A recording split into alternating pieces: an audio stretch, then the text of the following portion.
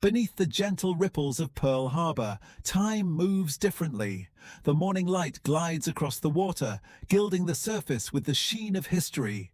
Below lies a cathedral of steel, the USS Arizona, silent, entombed, and yet alive in memory. Wisps of oil, dark and iridescent, still rise from the hull, trailing toward the sky like the breath of ghosts. Each droplet carries the story of 1,000 souls, a single morning, and the moment the world shifted forever. The harbor around her is calm now, a sanctuary of quiet reflection where the past speaks softly through the wind. Tour boats drift in reverent silence, their engines subdued, passengers lowering their voices as if in church. They look down through the clear Pacific shallows, seeing only shadow and light, unaware that beneath them rests a monument more profound than any carved stone. The USS Arizona is not merely a wreck. It is a wound preserved by saltwater and memory. Once she embodied the pride of American naval power, a symbol of an age when steel and steam defined strength. Now she endures as a grave and a warning, the final resting place for over 1,000 men who never saw another sunrise. The hull, once alive with sound and motion, is now the foundation of coral and silence. Fish weave through her twisted beams, life reclaiming death's domain. Yet the structure still breathes. The slow seep of fuel, the tears of the Arizona, marks the passage of each day. Above her, the white span of the Pearl Harbor Memorial hovers like a spirit, bridging past and present. Visitors step onto its deck and sense the hush of remembrance, the vibration of history held in restraint. The air smells faintly of salt and oil, unchanged since December 7th, 1941. Beneath that still water lies not a relic, but a story too vast to be forgotten. It is a story of peace shattered, of courage forged in fire, and of the fragility of empires built upon steel. This place, once the center of the Pacific Fleet, has become a sacred reminder that even the mightiest warships of World War II can end in silence, and that the echoes of that morning still whisper through every tide that washes over the grave of the USS Arizona. In the early years of the 20th century, America looked outward across the oceans and saw not distance, but destiny. The nation's steel mills roared with purpose, its shipyards alive with sparks and ambition. This was the age of the dreadnought, when global power was measured in gun barrels and armor plating. Britain had set the standard with HMS Dreadnought in 1906, and every major navy scrambled to follow. For the United States, eager to assert itself as a modern maritime power, this was a moment of transformation. From the industrial heartlands to the Atlantic coast, a new breed of battleship was conceived, faster, stronger, and grander than any before. Among them, one name would soon carry a weight far beyond its hull: Battleship Arizona BB-39. Laid down at the New York Navy Yard in 1914, she was the pride of American engineering. Her construction embodied a country surging into industrial maturity, capable of matching the world's great empires ship for ship. The keel stretched over 600 feet, her armor a fortress of 16-inch steel, her engines capable of propelling nearly 35,000 tons through open seas. She carried 12 14-inch guns arranged in 4 massive turrets, an arsenal that could hurl shells the weight of small cars miles across the horizon. Every rivet, every plate, every valve was a declaration of America's arrival among the global naval powers of the 1910s. Yet Arizona was more than machinery. She was symbolism made steel, a floating ambassador of the nation's will. Her very name connected a young state, newly admitted to the Union, with the rising identity of an empire in all but name. Painted in the grey of the Atlantic Fleet, she joined the ranks of the Pennsylvania, the Nevada, and the Oklahoma, vessels that defined the U.S. Navy dreadnought era. When she slid down the ways and touched the water for the first time, crowds gathered in awe, banners waving, bands playing. The Navy called her a masterpiece of balance, speed, firepower, and resilience in perfect proportion. To the world, she represented progress. To the men who would one day serve aboard her, she embodied pride. The Arizona was not merely built for battle. She was built for legacy. In her armor and her guns, America saw its reflection. A young nation forging its place upon the seas, confident that steel and determination could shape the future.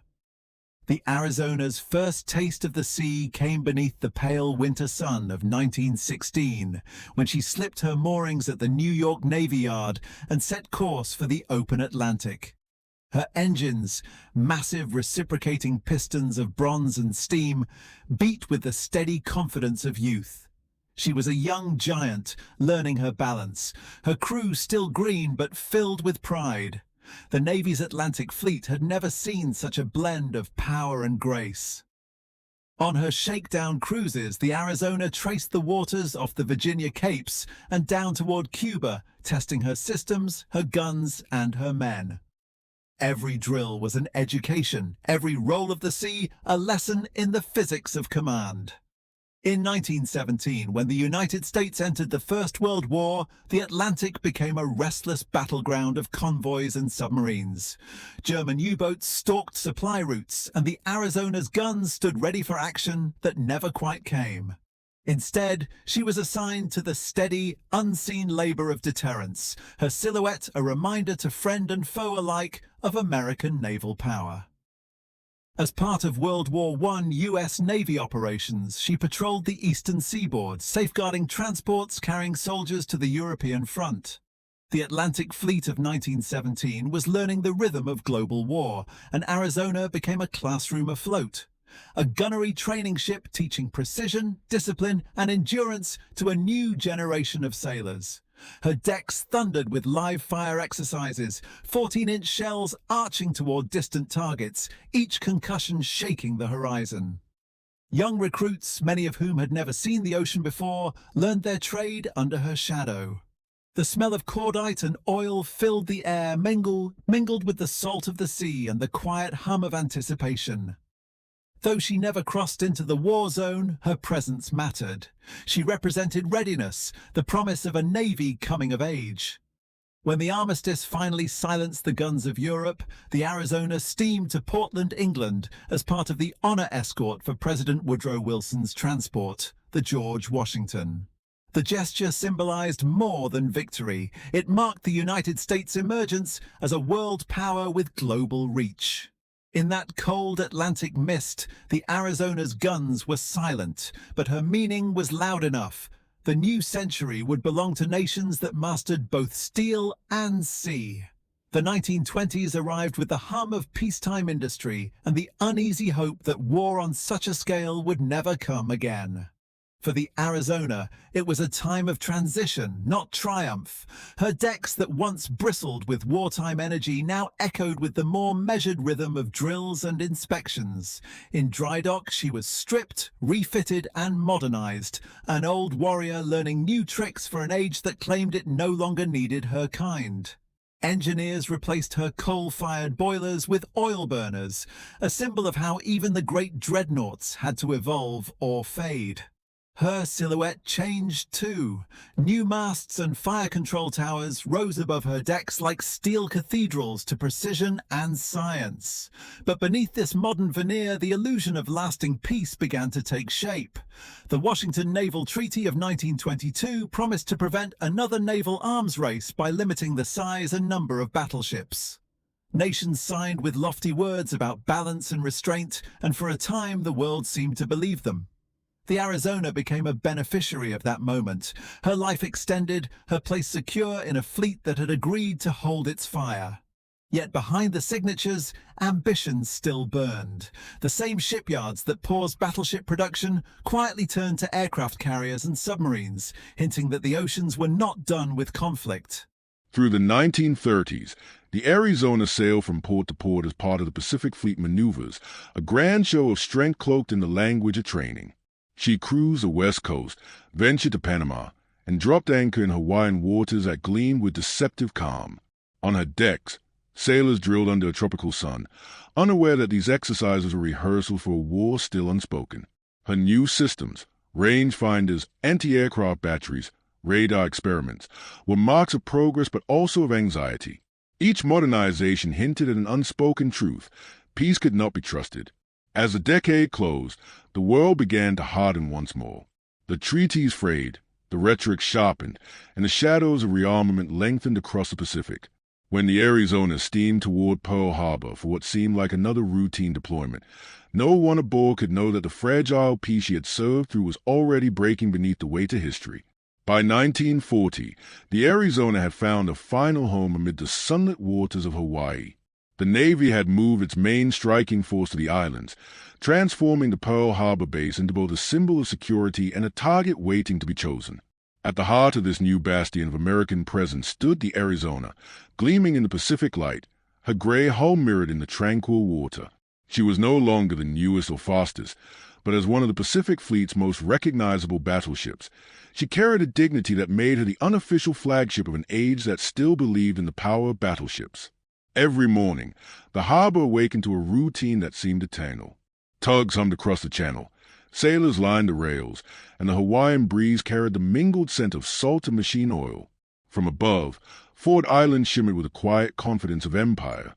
Rows of battleships sat moored in perfect symmetry, their turrets aligned like sentinels of Pacific peace that seemed unbreakable. The Arizona's deck shone with Polish pride, an immaculate stage where the Navy's discipline and prestige were on full display. Her officers held ceremonies beneath the tropical sun, her band played for visiting dignitaries, and her guns, though silent, cast long shadows over the bay. But beneath the postcard calm, tension pulsed like an undercurrent. Reports from the Far East spoke of expansion and aggression. Japan's naval buildup was no secret, nor were the growing hostilities in China. American embargoes had tightened around oil and steel, and diplomatic cables between Washington and Tokyo had begun to darken in tone.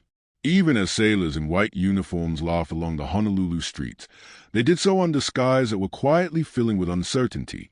To the men aboard Arizona, this was the golden posting, a paradise far from the Atlantic storms, with music in the evenings and the scent of hibiscus on the wind.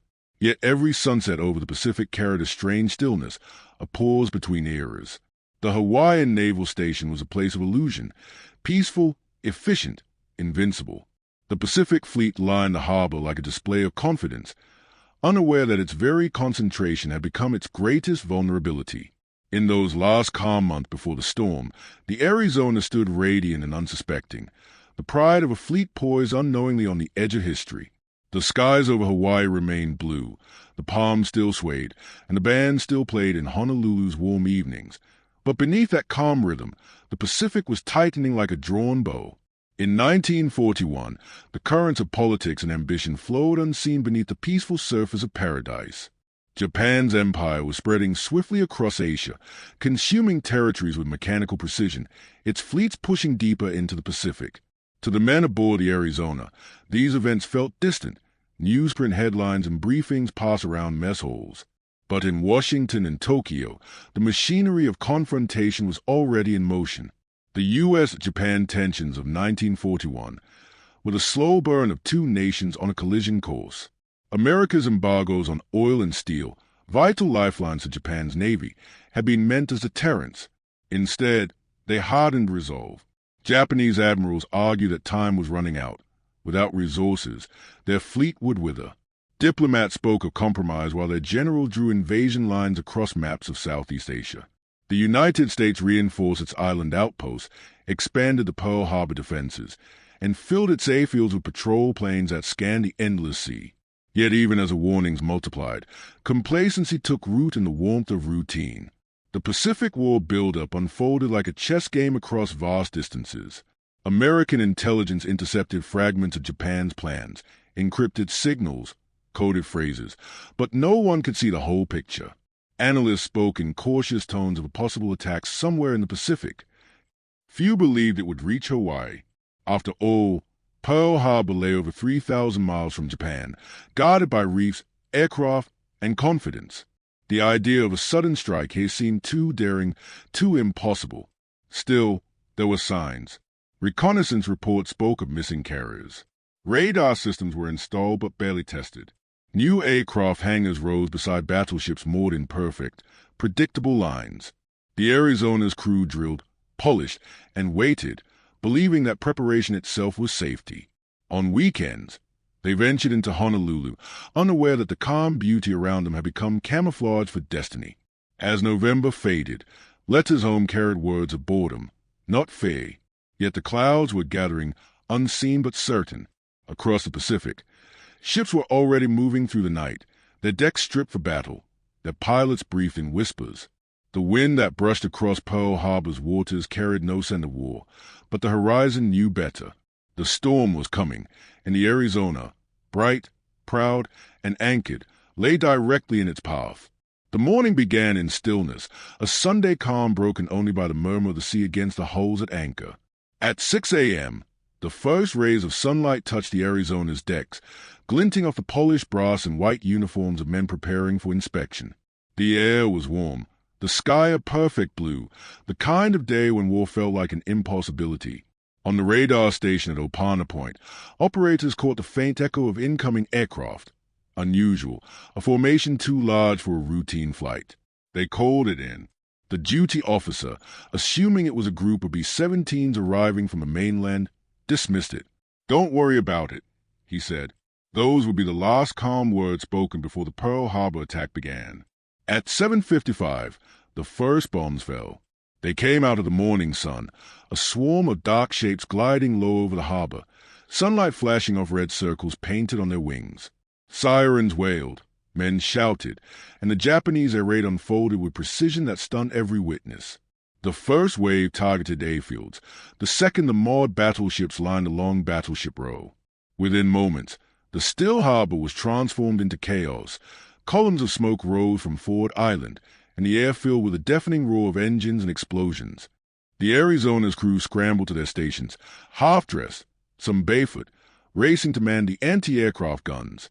The first bomb splashed nearby, sending geysers of water across her deck.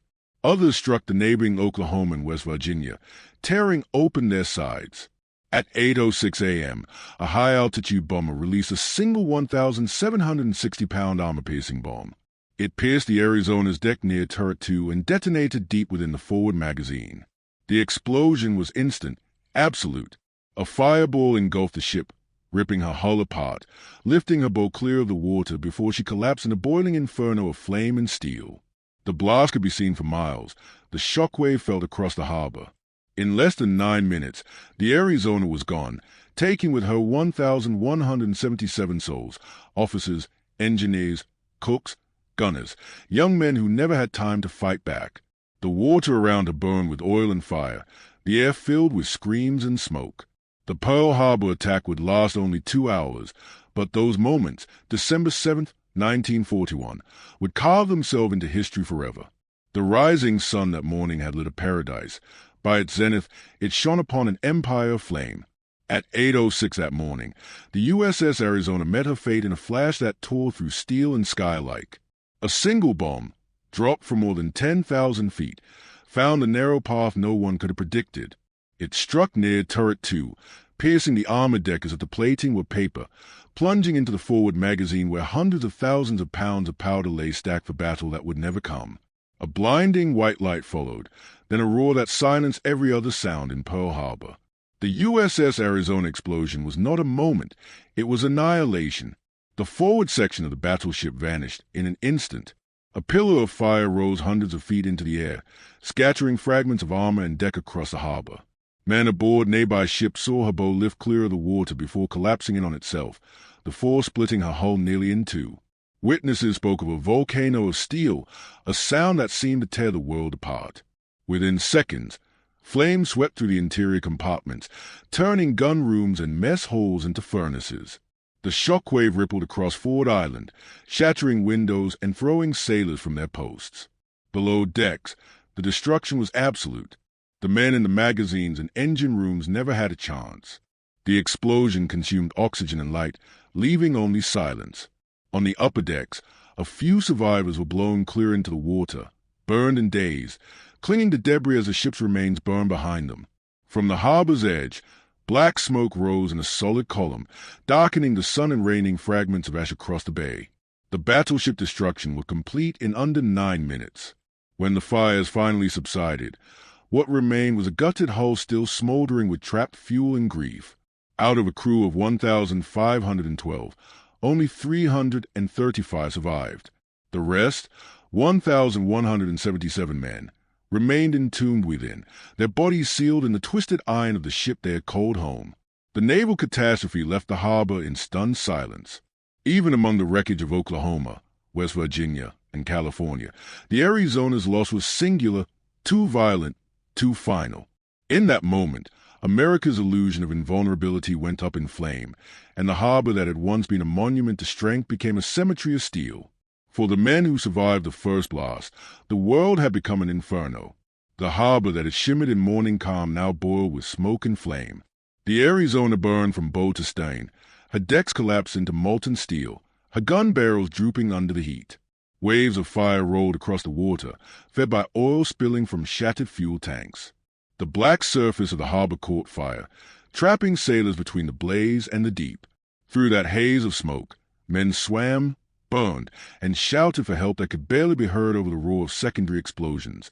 Rescue launches and small boats rushed toward the wrecks, their crews steering straight into the flames.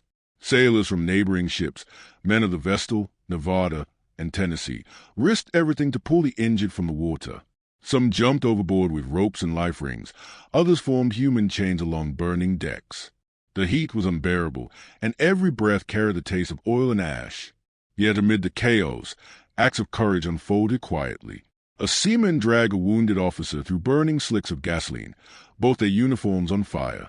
A medic on the Maryland worked through smoke so thick he could barely see, treating burns with rags soaked in seawater. From the harbor's edge, rescue cranes extended across the smoke, plucking men from debris-strewn water. Many would later be known simply as Pearl Harbor survivors, men who carried the sound of that morning in their memory for the rest of their lives. Some had watched friends vanish beneath the water as fuel ignited around them. Others clung to fragments of decking while bullets from strafing aircraft cut across the waves. For 3 days, naval rescue operations continued. Divers searched the wrecks, but the fires aboard the Arizona burned into the night, fueled by oil and grief alike. When the smoke finally thinned, the full horror emerged, charred hulls, twisted turrets, and hundreds still missing. The harbor fires, reflected in the water like molten glass, glowed long after the last planes had vanished over the horizon. What had been a place of order and ceremony became a floating graveyard. And in that silence, broken only by the crackle of dying flames, America began to understand that this was not just a disaster of war. It was a wound that would define a generation. Across the mainland, Sunday morning unfolded with the ordinary rhythm of peace. Church bells rang, families gathered for breakfast, and radios hummed softly in the background. Then, just after 2 p.m. Eastern Time, the news bulletins began to break through. First came confusion, reports of explosions in Hawaii, an air raid on Pearl Harbor. Stations cut into scheduled programs with shaky voices and uncertain words. By evening, no one doubted it. The United States had been attacked. The burning wrecks of the Pacific Fleet filled headlines, and the name Arizona became synonymous with loss and disbelief. The isolationist dream that oceans could protect America had vanished in smoke. That night, President Franklin D. Roosevelt worked by lamplight, drafting the words that would define the century. On the morning of December 8, 1941, he stood before Congress and spoke with deliberate calm. Yesterday, he began, December 7, 1941, a date which will live in infamy, the United States of America was suddenly and deliberately attacked. The chamber fell silent except for the scratching of reporters' pens. It was more than a speech. It was a declaration of resolve. Within minutes, the Senate voted for war. Across the country, Factories roared to life, enlistment offices overflowed, and the U.S. entry into World War II became a movement of unified purpose. From small towns to coastal cities, Americans pinned maps of the Pacific on their walls and followed every update with newfound intensity. The photographs from Hawaii, columns of smoke, sunken battleships, sailors standing amid ruin, ignited something deeper than anger. The Day of Infamy speech was broadcast again and again, its echo spreading across a nation no longer divided between war and peace. The very next day, Germany and Italy declared war on the United States, sealing the global scale of the conflict. Mobilization began almost overnight. Men lined up to enlist, women filled factories and shipyards. The rhythm of life shifted from consumption to contribution. Ships were built faster than ever before. Tanks rolled off assembly lines by the thousands, and the industrial might of the nation became its new weapon. In the heart of this awakening, the wreck of the Arizona smoldered still, a silent reminder why the world could never be the same again. Out of the flames of Pearl Harbor, a sleeping giant had indeed awakened, and the echo of that awakening would thunder across every ocean of the coming war. When the smoke finally cleared and the last fires died down, the USS Arizona lay twisted and silent, her bow buried deep in the silt of the harbor floor. The Navy moved quickly to salvage what could be saved. Divers descended into the wreckage within days, their hoses snaking down through oil-stained water. They found a world of ruin, corridors collapsed, compartments sealed, bodies still trapped where they had fallen. The first attempts were practical: recover the wounded, extinguish the flames, and secure the harbor. But as the full scale of the destruction became clear, so too did the futility of restoration. The USS Arizona wreck site was more tomb than ship. In early 1942, engineers of the naval salvage operations began the delicate work of removing the remaining armament and fuel, but every descent was an encounter with death.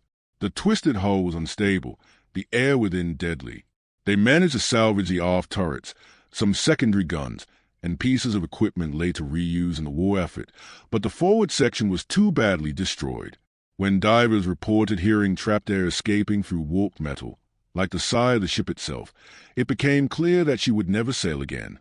Discussions rose within the Navy about raising her entirely, as had been done with other vessels, but the emotional weight of the task grew heavier by the day. Families of the missing pleaded for her to remain untouched, to let the dead rest where they had fallen. Eventually, the Navy agreed. The Arizona would stay on the seabed, designated as a war grave at sea.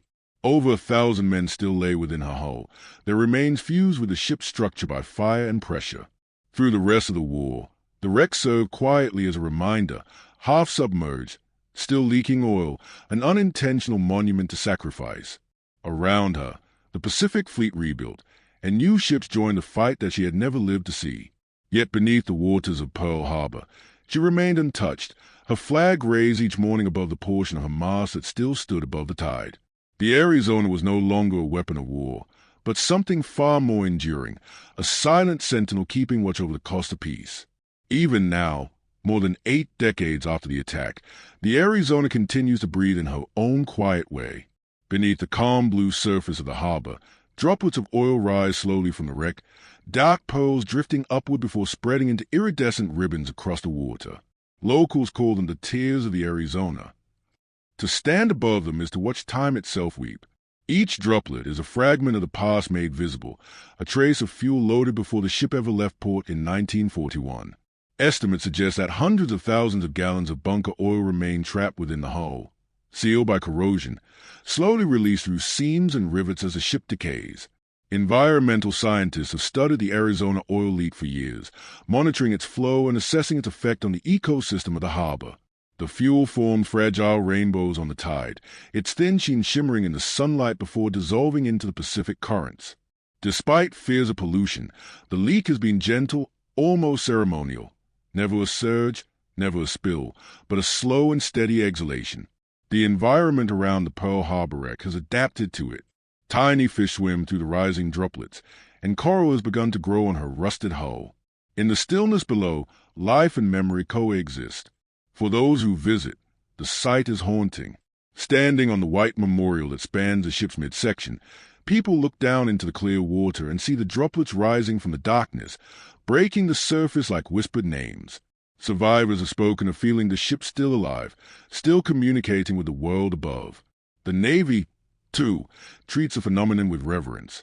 Engineers have studied ways to contain the leak but ultimately decided to let it continue, a natural process, a slow farewell that carries meaning beyond science.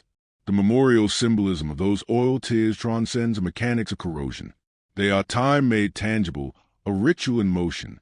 As long as they rise, the memory of the Arizona will not rest. The fuel that once powered her engines now powers remembrance, reminding every visitor that what sank here was not only a battleship, but a generation's innocence, forever drifting upward through the calm Pacific water.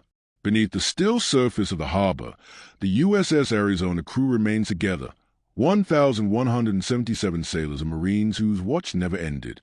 Their names are etched in white marble within the memorial above, arranged in perfect order, ranks and rows side by side.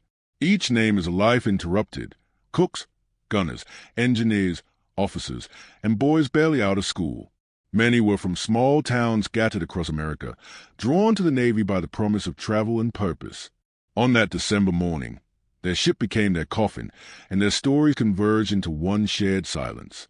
In the weeks after the attack, recovery teams did what they could, but the wreck was too dangerous, the fires too fierce. Divers retrieved only a fraction of the fallen. For most, the Pearl Harbor casualties could not be separated from the ship itself. The heat of the explosion had fused steel and flesh into an inseparable memorial. The Navy declared the Arizona a burial site, a hull sealed by both reverence and necessity. Letters were sent to families across the nation. Brief, formal, often the only message they would ever receive. Some families held funerals without bodies, burying folded flags instead. Others waited for years, hoping for word that never came. Time has not erased that grief. Many relatives of the crew still visit, touching the names carved in marble, leaving flowers or medals that drift down through the open skylight to the waters below. For them, the ship is both grave and guardian. The Navy has made efforts over the decades to preserve a memory, archiving photographs, service records, and DNA samples to confirm the identities of those few whose remains were recoverable. But most will rest forever where they fell, encased within the iron ribs of their ship.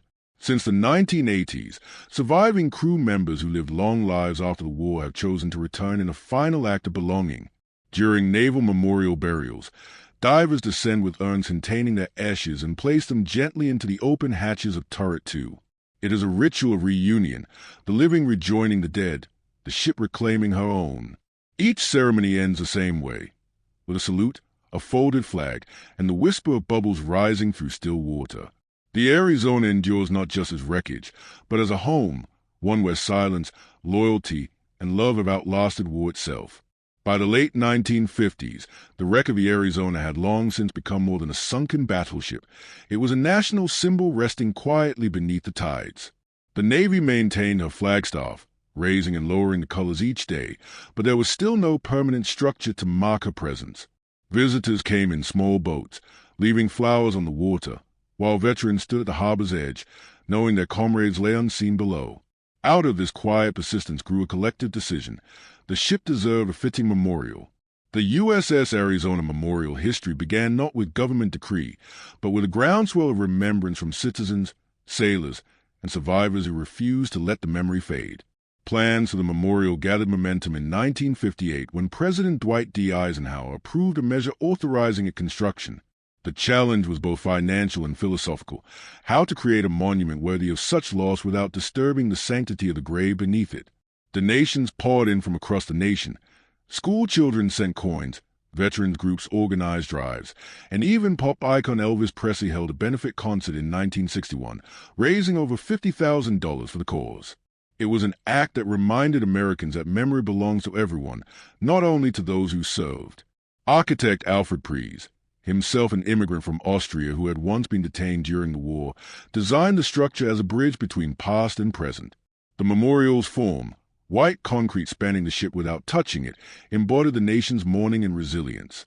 Its gentle sag in the center represented defeat, its rise at either end, victory and hope.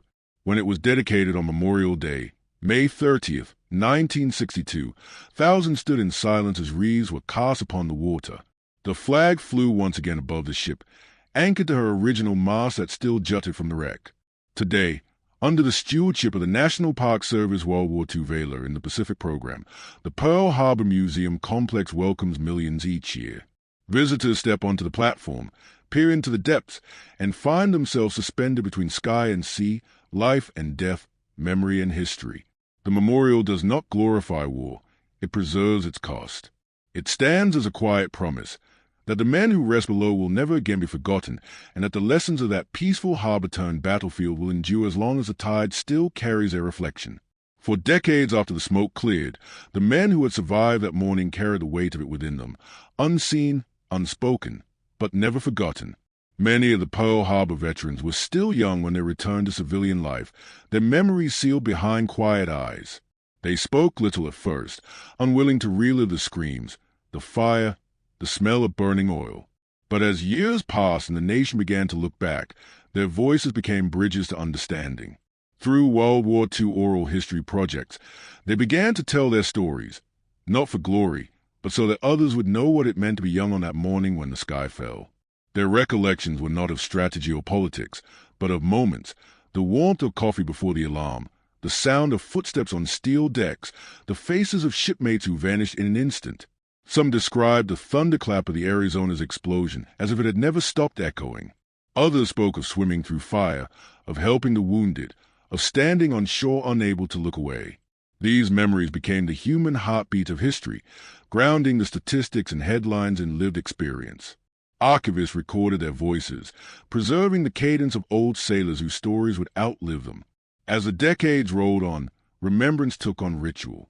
Each year on December 7th, under the soft light of dawn, survivors gathered at Pearl Harbor for remembrance ceremonies. Some arrived in wheelchairs, others with medals pinned to fading uniforms. They saluted as the names of the fallen were read aloud, their eyes reflecting both pride and sorrow. The ceremony was never theatrical. It was quiet, solemn, like the harbor itself. In later years, as age thinned their ranks, these gatherings became farewells.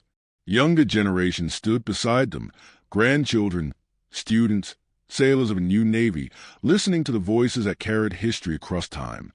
When the last living survivors of the Arizona spoke, they did so with humility.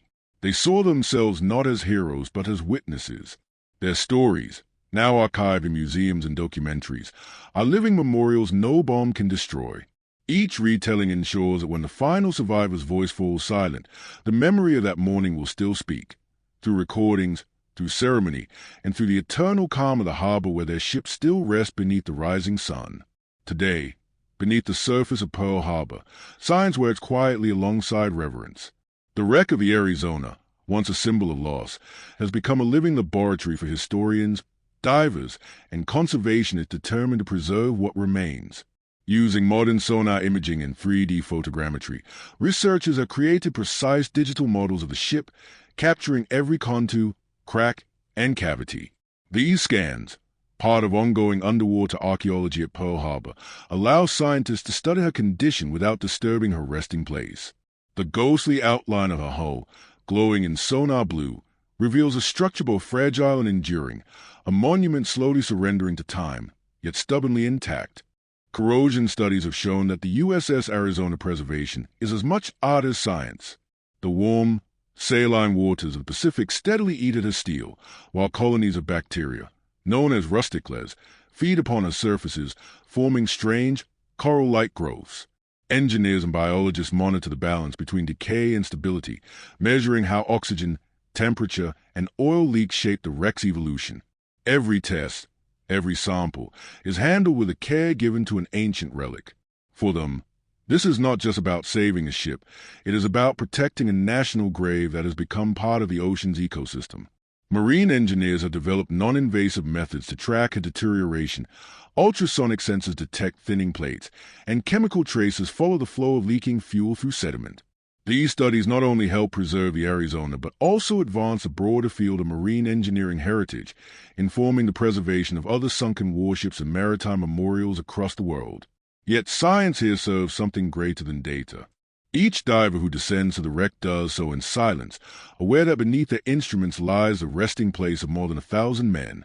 The glowing lights of their submersible cameras sweep over the hull like candles in a cathedral. The mission is not to restore or rebuild, but to understand, to ensure that natural decay does not erase the shape of memory. In the meeting of steel, salt, and science, the Arizona continues to teach about endurance, about respect, and about how even in ruin, a ship can still serve a country by reminding it what was lost and what must never be forgotten. Over the decades, the attack on Pearl Harbor has transcended the boundaries of history to become a story retold in film, television, and literature, each version shaping how generations remember that morning. Hollywood, ever drawn to spectacle and sacrifice, has revisited the event repeatedly, from wartime propaganda reels to sprawling modern blockbusters. Yet for all their emotion and grandeur, few have captured the quiet, terrible reality that survivors recall. In the world of cinema, ships explode in slow motion, heroes speak in perfect phrases, and the chaos of that morning is choreographed into drama. The result has often been stirring, but seldom accurate. The debate over Pearl Harbor film accuracy persists because film transforms tragedy into narrative, and sometimes, in doing so, blurs the line between remembrance and entertainment. In contrast, the best World War II documentaries strip away the polish. They rely on eyewitness accounts, archival footage, and the measured voices of those who were there. These films, often produced with the help of naval historians, offer not excitement but perspective. They show the attack as it was: confusion, courage, and catastrophe compressed into 2 hours that altered the course of history. Through these documentaries, the Arizona's final moments are treated not as a climax, but as a human story, one ship among many, one loss among thousands that awakened a nation. Misconceptions still linger in public memory. Some believe the Arizona was hit by torpedoes. She was not. Others think her crew sleeps in dry, protected compartments, when in truth, her interior is open to the sea. There are myths of conspiracies and foreknowledge, of radar warnings ignored through neglect or arrogance.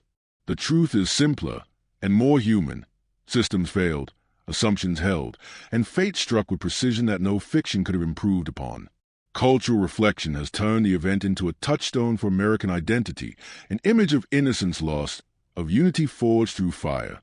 It appears in textbooks, museums, and films as both warning and inspiration. Yet those who have stood above the wreck know that history's truth needs no embellishment.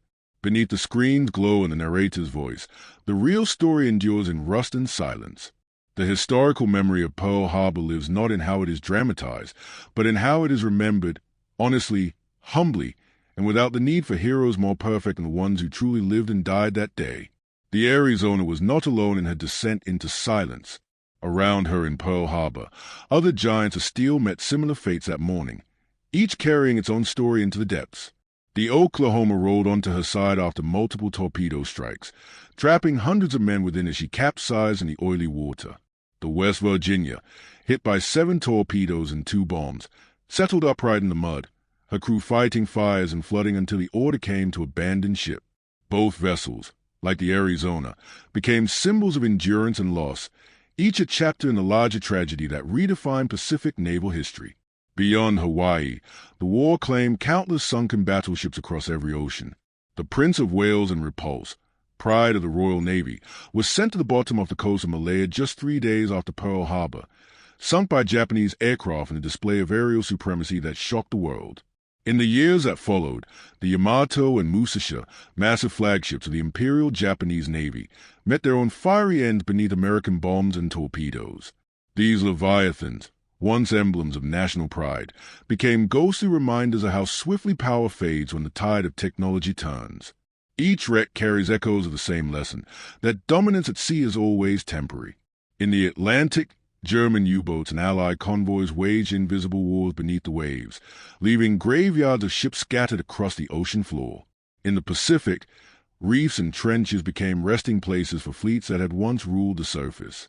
Divers exploring warship wrecks today find twisted turrets, porcelain dishes still intact, and the occasional personal relic, letters, boots, watches, small fragments of humanity preserved in salt and silence. Together, these ships form an underwater museum of the 20th century, a vast, submerged archive of ambition and consequence. The Arizona lies among them as both participant and witness, her story woven into a greater global elegy. She shares her fate not only with American battleships, but with the navies of every nation that sent its sons to sea. Each wreck, whether British, Japanese, or American, tells the same truth, that steel is mortal, memory eternal, and the sea, indifferent, holds them all with equal grace. In the years that followed the inferno of 1941, the lessons written in Steel and Smoke at Pearl Harbor reshaped how nations thought about power at sea. The Arizona's destruction marked not only the loss of a ship, but the end of an era. Her fate, and that of every battleship anchored that morning, proved that even the mightiest armor could be undone from above. The age of the dreadnought, born in the early 20th century, met its quiet death in the waters of Oahu. From that moment, battleship evolution shifted irrevocably toward the sky. Carriers, once auxiliary vessels, became the new flagships of modern fleets. Air superiority, not gun caliber, would decide the wars to come. Naval architects and strategists studied the wreckage, seeking meaning in ruin.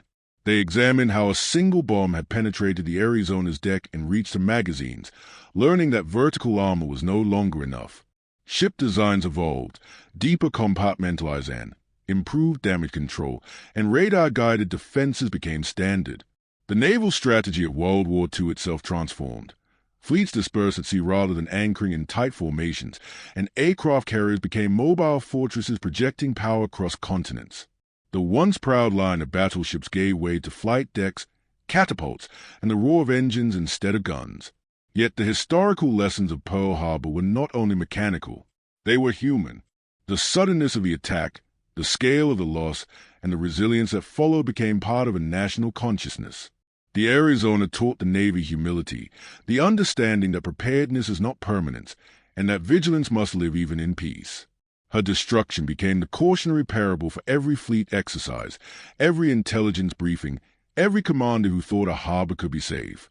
In the decades since, her influence endures not in steel, but in culture. Every naval cadet who stands before her memorial learned strategy through emotion, engineering through empathy. The Arizona altered how the world remembers war, not only through the machinery that fought it, but through the memory of those who paid the cost. Her rusting hull reminds us that innovation can save lives, but only if it carries wisdom with it. The ocean took the battleship's body, history kept her soul. And through her silence, she continues to teach that strength without awareness is only the illusion of safety. Each dawn over Pearl Harbor begins in silence. The first light touches the water with the same soft glow it did more than 80 years ago, when smoke once clouded the sky and fire scorched the sea. Now, the air is calm, and the flag above the memorial rises with steady grace. Its reflection wavers gently across the harbor's surface, where sunlight mingles with faint streams of oil, those tears of the Arizona, still rising from the depths. In their shifting colors, one can glimpse both blood and memory, intertwined and inseparable. Beneath that mirrored sky, the ship sleeps undisturbed, her rusting hull keeping silent vigil over the peace her loss helped secure. The visitors who stand above her do so in quiet awe. Some are descendants, some are sailors, and some are simply drawn by the weight of history. They lean over the railings, peering into the blue-green water, where beams of sunlight reveal the faint outline of a fallen battleship. The hum of the city beyond is distant here. All that remains is the sound of the tide and the whisper of flags stirring in the trade wind. It is a place of pause, a moment suspended between war and peace, between the living and the dead. Every ripple seems to carry an echo of the voices once heard on the decks, laughter now long gone, duty fulfilled beyond time. For the United States, the Pearl Harbor legacy is more than a date or a speech. It is a promise kept in steel and silence. The USS Arizona remembrance endures not through grand ceremonies alone, but through the simple act of standing still and listening to what the harbor has to say. Every December, as dawn breaks over Oahu, the names are read again, the reeds set adrift, and the same light that once revealed destruction now falls upon reflection. The naval history documentary of the Arizona is not written in books or film, but in this enduring quiet. The ship remains where she fell, guarding her own story, her mast now supporting the flag she once carried into battle. In that still water, the past and present touch for just a moment each day, and the message remains unchanged, that freedom is never unscarred, that peace is paid for in lives, and that even in silence, the Arizona still keeps her eternal watch.